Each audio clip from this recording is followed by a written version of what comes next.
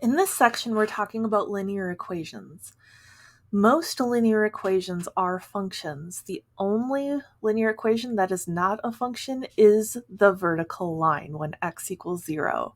So anytime you see something like y equals something, that is not a function. All of the rest of the linear equations are functions. So our first video, we are going to focus on the distance formula. The distance formula comes from the Pythagorean Theorem. You may remember this from back in high school. A squared plus b squared equals c squared. Now this only works on right triangles, but it is very useful when trying to find the distance between 2 points. So let's go ahead and try to find the distance between these 2 points. First, we're going to want to graph these points. So let's go ahead and do that. So we have the point 6, 4, x is 6, y is 4, and then we have the point 2, 1, x is 2, y is 1. So we're trying to find the distance between those 2 points. How can we do that? We don't have a triangle here. What does the Pythagorean theorem have to do with this?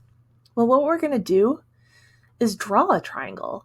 So we're going to go over and up so that we have a right angle here, and this becomes a triangle.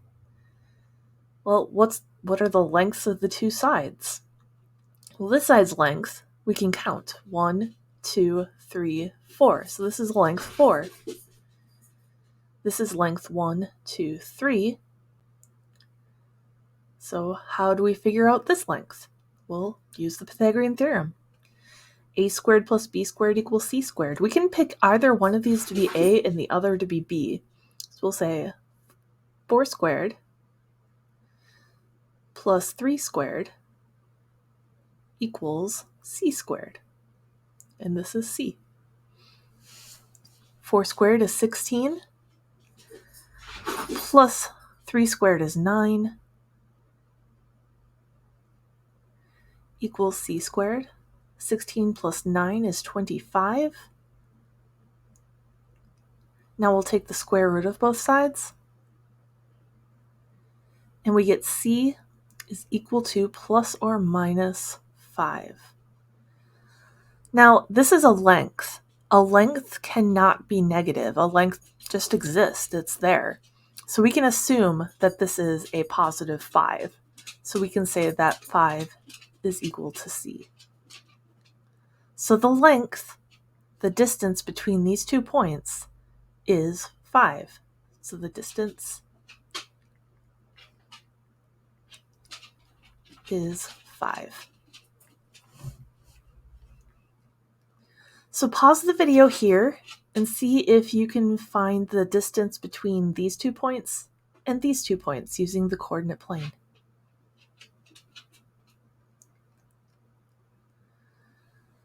All right, now that you've done that, we can now talk about the distance formula. The distance formula is equal to the square root of x2 minus x1 squared plus y2 minus y1 squared.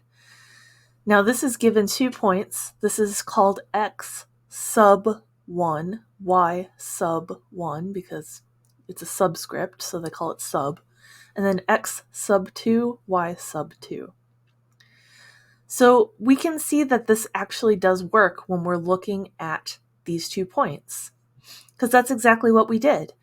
We took the point 6, 4, and we took 6 and subtracted 2, 4 and subtracted 1, and squared them. 6 minus 2 is 4.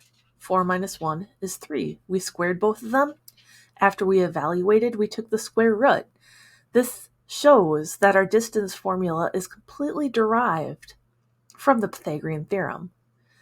I would say that it's easier to use the Pythagorean theorem when you have a coordinate plane handy, but if you don't, it's probably going to be easier to use the distance formula. So let's say we want to find the distance between these 2 points. Let's call this x sub 1, y sub 1, x sub 2, y sub 2. And it really doesn't matter which one you label which, as long as the sub 1s are the same point and the sub 2s are the same point. So let's figure it out. D equals the square root. X sub 2 we have as 7. X sub 1 we have as negative 5, so we're subtracting a negative 5. We're squaring that whole thing, adding our y's. Y sub 2 is 2, and we're subtracting a negative 3. Square it. Now let's keep working. Just got to simplify at this point. So D equals the square root. 7 minus negative 5 is the same as saying 7 plus a positive 5. 7 plus 5 is 12. We're going to square that. 2 minus negative 3 is same as 2 plus a positive 3. 2 plus 3 is 5, plus 5 squared. If you don't happen to know what 12 squared is off the top of your head, you can just use your calculator. Hit the squared button. It's 144.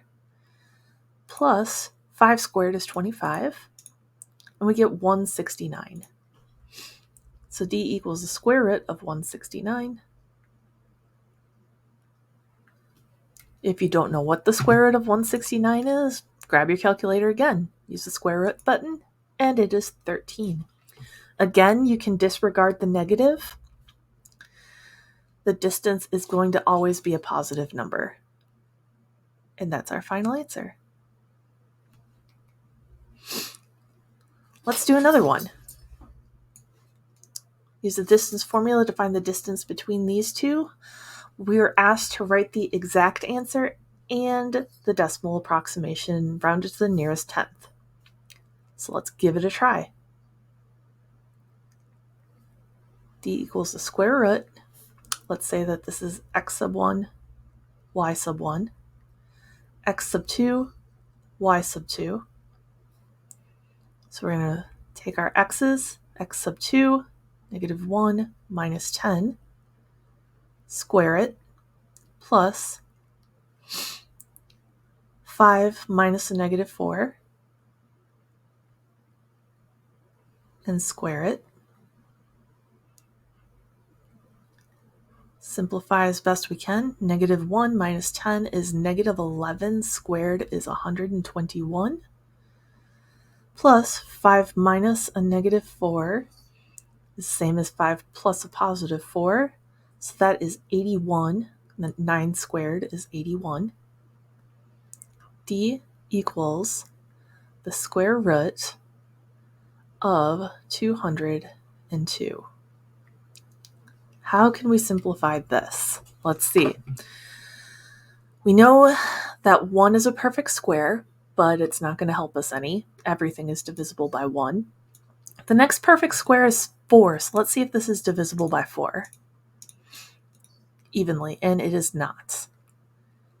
How about 202? Let's see if it's 202. See if it's divisible by our next perfect square, which is 9. No. 202, is it divisible by our next perfect square, 16? No, it's not. 49 would probably, no. So that's it. It's just D equals the square root of 202. So what is the square root of 202? I suppose I need my calculator back.